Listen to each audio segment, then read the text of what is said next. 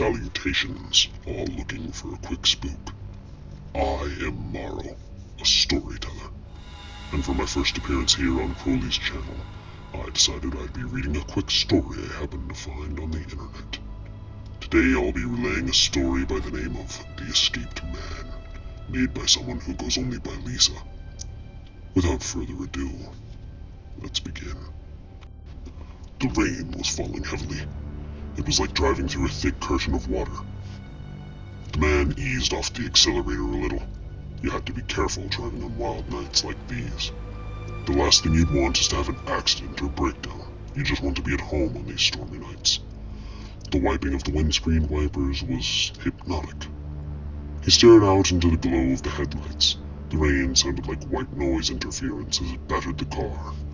He was reminded of the opening scenes of a Hitchcock film. Through the wash of the rain, he spotted a figure at the side of the road. The person wore a green parka and had their thumb jerked out.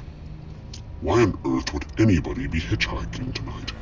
Surely you would just stay put until the morning. They must have been in a rush to get where they were going.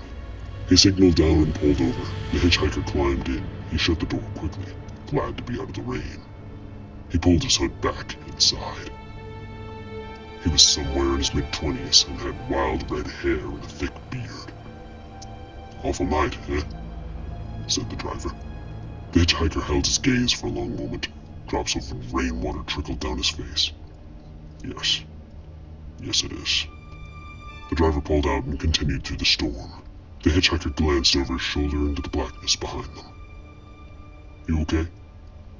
The hitchhiker simply nodded. They drove on in silence for a short while. The BBC radio blaring out from the car speakers filled in for conversation. They listened to the radio and their own thoughts as they moved on. "Where are you headed?" asked the driver.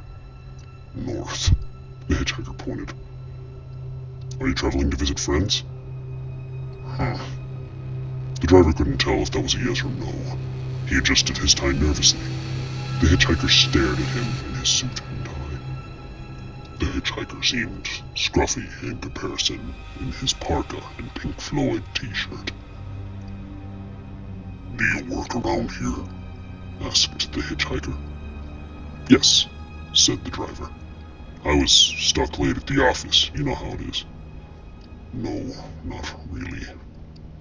Again they drifted into silence. The talk radio show carried on as they drove through the wind and rain. The hitchhiker shifted in his seat and stared up the windscreen. "No music?" the hitchhiker asked. "What? Is there no music we could listen to?" "I like talk radio shows. I'm not really a big music fan." The hitchhiker's eyes glazed over for a moment. Then he spoke. "I like listening to music. It calms me down." The driver said nothing. Several miles later, there was a news bulletin on the radio. The reporter tried to remain professional as she read the announcement. "We are getting reports that a patient has escaped from a Manchester psychiatric institution. The man is said to be psychopathic and is said to have a history of murder." The hitchhiker jabbed a finger on the button on the radio panel. Pop music blurted out from the speakers.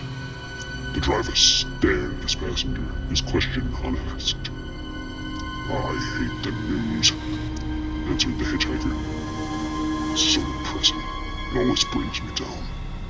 There's never any good news, is there?" The driver did not reply.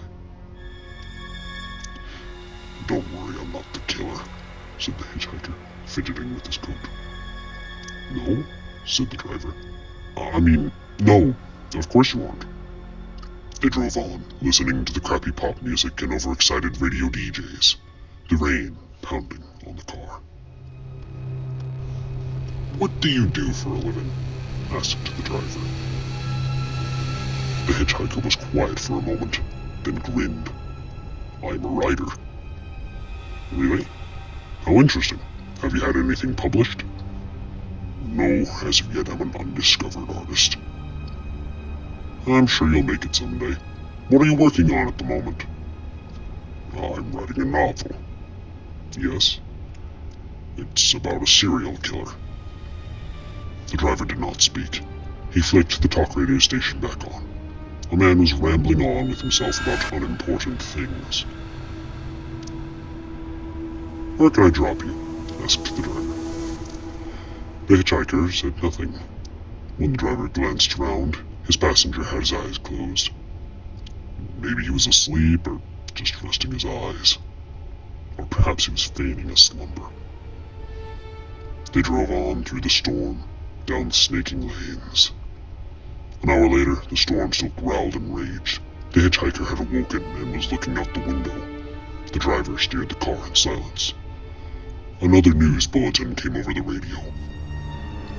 "We're getting more information on the escaped patient. The killer's name is Simon Hughes. He escaped from Green Pastures Institute earlier this evening.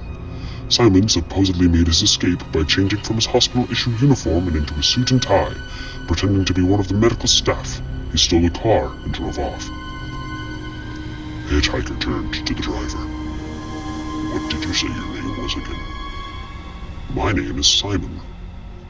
The hitchhiker stared in shock, the headlights of a passing car glinting off the blade in Simon's hand. What a sudden twist. Yet what a simple story. Now, I wouldn't say it's horrifying or anything, quite tame in all reality, but still a good story. It would probably be a good one to teach children not to climb into strangers' vehicles with. Moving on, though, that is all I have for you today. Come again sometime. I'll surely have another story for you. Have a frightful night.